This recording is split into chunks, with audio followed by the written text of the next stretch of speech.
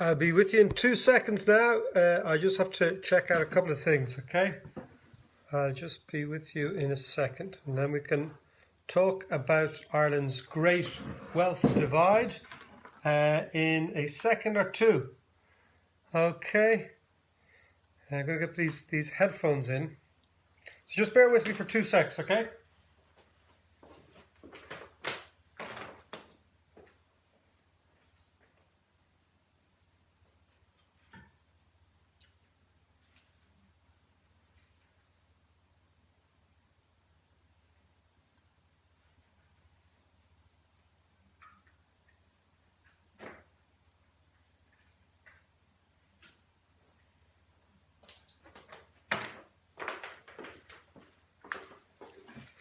Now, how's everyone doing? Good form? We'll try and bring this up a wee bit. Thoughts on what will happen in the north of Ireland? Well, hold on a second. We don't know what's happening in the north of Ireland. Let's stick with the south. We don't actually need the headphones. Oh, do I not? Okay, do I need the headphones or not? If not, that's grand. Let's just sit in here and okay, great stuff. Well done on the show last night. Thank you very much. It was great. We were really quite really impressed by the numbers of people who watched it, and we got a 33% share of the audience, which was amazing. And I think that's over 4,500 people watching, which is a huge amount on a Monday night. So it was great, and thank you all very much for watching it. I think more like that needed. I think you're probably right. I think we do really know we do need a lot more on that. It's clearly no one cares. Yeah, exactly. So is there another program? No, there isn't. We just made. I was a bit informed by the media coverage today. What do you think? I haven't seen the media coverage today. Where is the Croatian backdrop? Okay. I didn't see lots of IKEA going on behind you. Are you in IKEA? You know, it's funny. It's not IKEA. It's our. Is there IKEA? Have a look. Yeah. Okay. Lots of IKEA. Who pays? No one pays. Oh yeah. That was quite a moment actually. Yeah. Don't forget though, they're actually watching RT International play. Well, that's great. Let's stay back on track. Yes. Okay. So all I wanted to do is say thank you very much for watching it. Just to make a few points about inequality. It strikes me that inequality in Ireland has taken about a generation to get to this level, okay? And it'll take a generation probably to change that. The reason these things are very important, is that from Trinidad again, oh my goodness, that when you have inequality of the level we have in Ireland, and when you saw that chart of how much did you think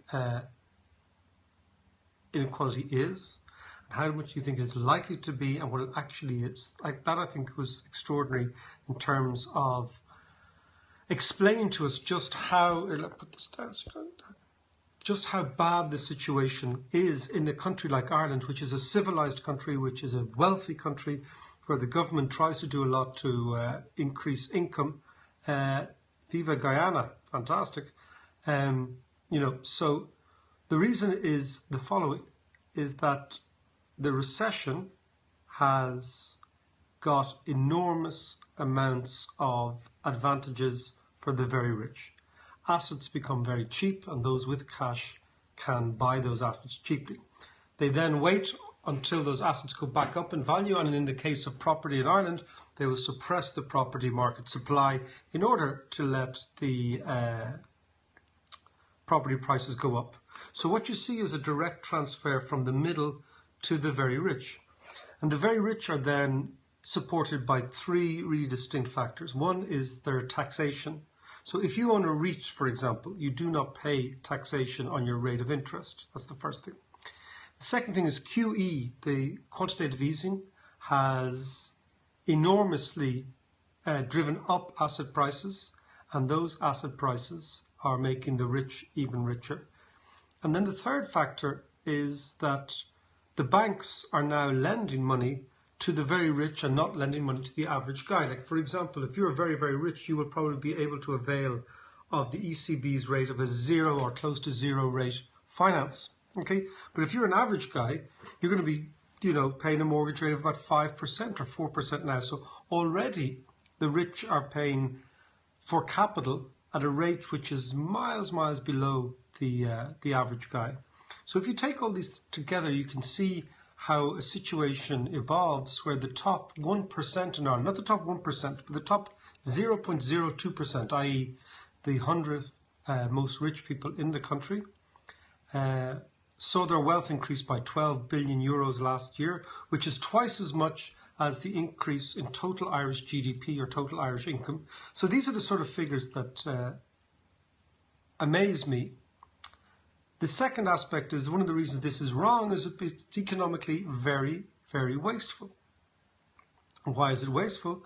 Is because people tend, when they see people around them, like with IKEA furniture or whatever it is, they just say, I want some of that too.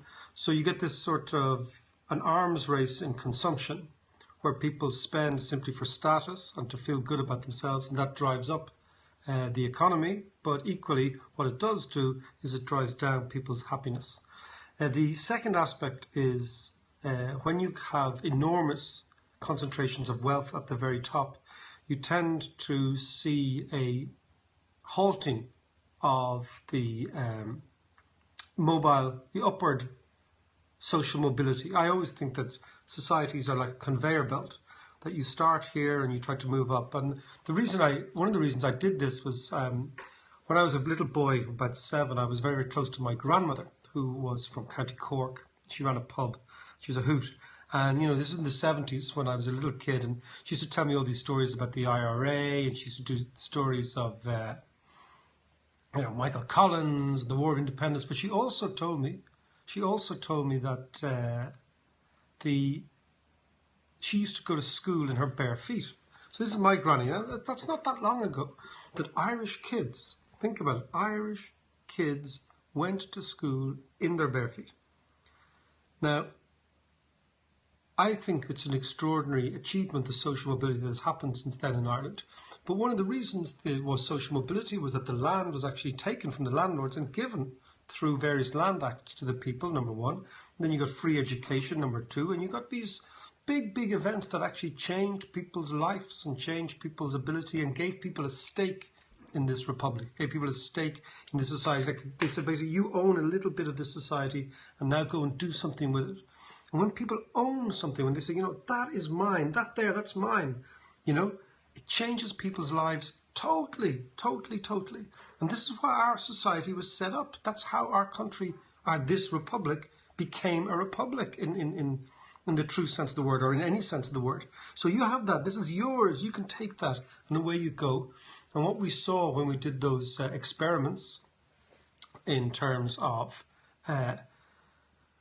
American kids, you see that when kids are given something, in this case it was a college fund given to their parents, the actual results those kids get 4 years later change dramatically, where the kids with the college funds are getting better grades, they're more socially integrated, they are more adventurous, they are happier than the kids without. Why? Because their parents behave differently. Their parents maybe read to them, send them to bed earlier. So, when you have something, when you have a stake, your view of the world becomes much more. But you become, frankly, a better person. You behave differently towards yourself and your kids, and it gives you a good chance. So my point in the whole documentary was to say, you know what? We in Ireland can do this. We have a huge amount. The economy can generate wealth. It's a question is now how we share it out. And I think there are things we can do with the multinationals to minimize it. Maybe not necessarily tax them more straight away, but we could do, for example, with a Google, we could say, well, listen, Mr. Google, do we not need to challenge gender inequality first? Well, we do, but let somebody else do that documentary, okay? I don't think me talking about gender inequality would be a winner. But anyway, let's say like at Google, you say, you know what? We need a really, really good engineering school, and you and Google can finance it. So The price for you of membership to the Irish Club is you set up a university, and you know what you're going to do? You're going to get the best engineers from Stanford, okay? And you're going to get the best engineers from the States. They're going to come over and teach kids, but 200 of those places are going to be kept from kids from socially disadvantaged areas in Ireland, right? Because the Leaving Cert simply propagates the class system, okay? Because of the grind system, because richer kids, if you look at the way the schools, if you look at the school results, things, they're all the private schools, etc. It doesn't sound like socialism. I am not a socialist. I have been somebody who always believes that socialists eventually run out of other people's money. I don't think socialism works, and I don't think it actually appeals to the better side of human nature. That's my own view, and I'm not going to get into argument about it because we'd be here all day, but that's my own view. But, we could do something similar with hospitals. We could say to one of the great biomedical companies that are here, like, listen, you can come to Ireland, you can avail of our tax system, but you know what we need? We need a new branch to a hospital, and we need the right medicine, and we need everything. You build it. You staff it.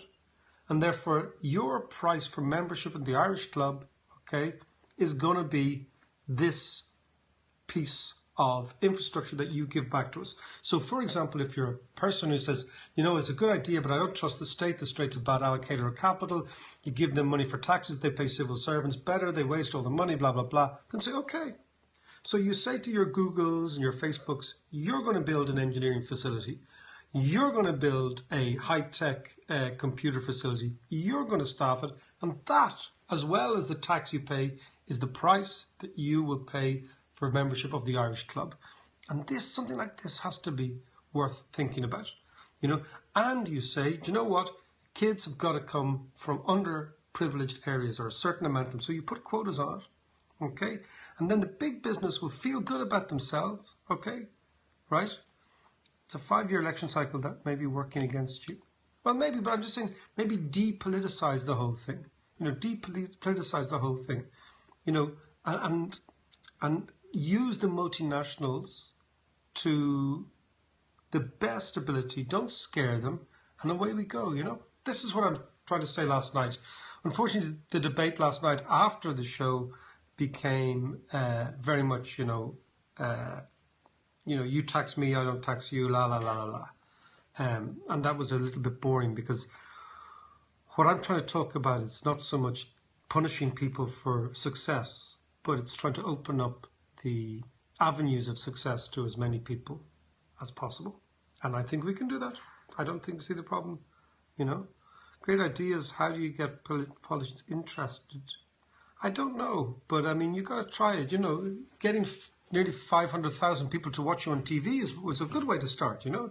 These are the best ways that you can do. You can deploy television to try and advance arguments, and I think that's really the best way to do it. You use the mechanisms that we have open to us, or open to me, to try and change the conversation, and move it away from this party, Fianna Fáil, Fine Gael, Labour, the Socialists, la la la la la. That's what I would think, and try to do something a lot more inclusive. I think that, and it's a good point, when the distribution of wealth is as unequal as it is now, there's always a big backlash. My own fear is that backlash will materialise in nationalism, anti-immigration issue. It'll become much more extreme and much more radical, and that's not my because I'm one of those horrible people who believes in the middle classes. Okay, and what I mean by that, I believe that the middle classes are essential for a society, and they provide the social ballast for a society. And I'm not an extreme person. I don't believe in extremism. So I would much prefer that we were to do something right now that begins to shape the society in a more structured way, without going to the radical side, because radicals, frankly, are a pain in the arse. I always thought radicals were a pain in the arse. Remember when I was a kid in university, I was always very intimidated by them in Trinity. These people walking around with megaphones in front square saying it's his problem, or if it wasn't for all those fucking rich people, everything would be fine. If it wasn't for all those this, that and the other. I was much more of a gradualist. I always have been. But now, the reason I made that documentary yesterday is I'm beginning to worry about it. I'm beginning to worry about gradualism. I'm beginning to worry about the ability of the state and the political process to do something about it. But it was nice to see so many people tuning in. But this is a big issue.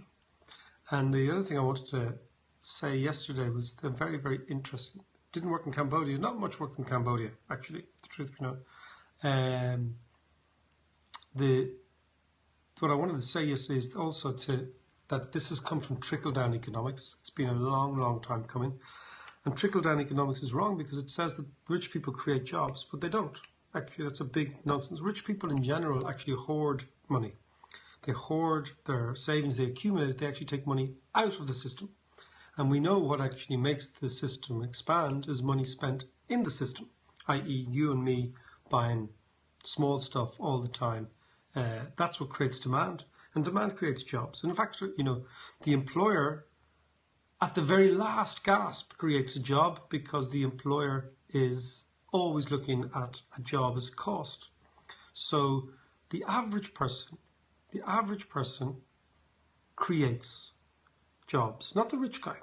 And the rich guy, arguably, by taking his money out of the system and hoarding it and investing it with hedge funds or whatever, takes money out of the system. In actual fact, you can argue the rich guy actually retards job creation.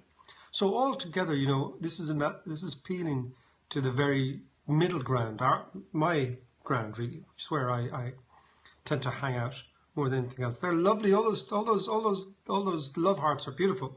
Keep more coming in. There will always be class differences. I wrote a book many years ago, The Pope's Children, which was probably based on class difference. It was based on the Irish class system, although at the time people didn't realise it, but that's what it was based on, and that was kind of made me interested in it. But to come back to the point, I'm really delighted that so many of you tuned in. Why do you not teach economics from first year and secondary schools so we can understand everything? I would love to do that. I would really, really love to do that. And I'm hoping when I'm teaching economics at Trinity in the business school to do all sorts of new ideas, new ventures, open up economics to all sorts of people. I want to teach kids from underprivileged backgrounds. I want to, you claim inherent inferior complex. Oh yeah, I do think, I'll come on to that, yeah. I want to teach kids from backgrounds that would never get to college. I want to be able to open the thing up, and I think Trinity are the people who run it. I've got similar aspirations. On the insecurity complex, we finish here. I do believe that in the good room idea, it comes back again, that granny I was telling you about, who I loved greatly when I was a boy. She did have one odd thing, which was she had this good room in a small house in Cork, which was so good that, I wasn't good enough to go into it. It was kind of kept for people who were better than me. And I remember I'd have to line up there on a Sunday morning and local Fine Gael farmers or the doctor or some, the local bigwig of the village would come in and we'd be just sitting there with our kind of my waddy orange like this, with our my waddy, afraid to speak. And Granny would, what was Granny called? My Granny was called Babs O'Leary. Isn't that a great name? Anyone called Babs. And she ran a bar, lovely person. But I was always intrigued at why our family, we pretended, I remember she had a thing, like she had a bragging wall, like we looked, that's my bragging wall there, right? Okay? Because it's a wall that really is a brag. And we all have it, right? Babs is a great name, right? But it's a bragging wall, which is a, it's the achievements of the family and all that sort of stuff. And myself and my cousins used to sit there and pretend we were really posh. And Granny, who used to actually have a proper Cork accent, then suddenly had a voice that came out of her with the posh people in the room, something like a cross between the Queen Mother and Marty Morrissey. It was a shocking sight and a shocking thing to hear when you're 8 years old and you can't get your head around. But what was happening was my grandmother was trying to pretend she was posh. And she was trying to pretend she was posh in the good room. And the posh people were trying to pretend she was also posh. So that's how everybody socially remained the same in Ireland. And ultimately what happened, we couldn't save. It was all about saving face and not being. We were never really that secure. I used to love to scream to say, "Granny, you go to a pub. What's wrong with that?" But that wasn't good enough. It was always my son, the doctor, and all that sort of stuff. Your grand's house was the same. Load of balls. Yeah, everyone Granny's house. It was always the same. It's the Irish thing. But I think that good room is gone. But the good room mentality continues. So therefore, when Irish government ministers go negotiating in Europe, we simply don't have the self-confidence to say, you know, we fucked up, we've no money. Now just piss off. I remember I went to Iceland years ago when they devalued, and I was talking to Icelandic politicians, and what amazed me is they just said, okay, well, the money's gone, so that's it, it's gone. And they said to the creditors, you just gotta have to wait. And with plenty of time, and we'd figure it all back. My mother tried to pretend she was posh, destroyed my father, a decent, honourable man. Well, I know that's not meant to be funny, but the amount of Irish grannies who did that was pretty, I think it was quite, so that mentality. If Ireland win the World Cup, it'd be good for the economy. It'd be good for us. Did all right. They pressed the reset button. Iceland did. And that's what I always thought that we should do. So on inequality, for example, and on the multinationals and on the bank debt and all this, we should have the conversation. That's the key. And we don't have it. And I believe one of the reasons is the good room that we're afraid to say to the rest of the world, you know what, we are not what we are pretending to be. We are weaker than we are, but we really need to figure things out. So we need to get out of the good room, tell them, you know what, piss off, you're back in the kitchen now, sit in the kitchen like here and have a discussion and have an honest discussion and stop pretending to be something we're not. And I think this is a big deal. Anyway, listen, I'm going to fly. I'm so delighted that you enjoyed it last night. It was a real pleasure making the documentary. It was a very good team. If you're interested in documentary making, there's a beautiful guy called Jerry Hoban who was the director. He was really chilled and put up with all my hissy fits and my mad ideas and everything. And we shot it very, very succinctly over the summer, and it was really great. So if you ever want to make a documentary, Jerry Hoban is the man. He's a great guy, and he kept me on the straight and narrow. So I am, well, if left you angry, well, I hope it didn't leave you angry. It wasn't meant to leave you angry. It was hopefully meant to leave you chatting and a few ideas in your head, you know. And thanks for tuning in, and we'll talk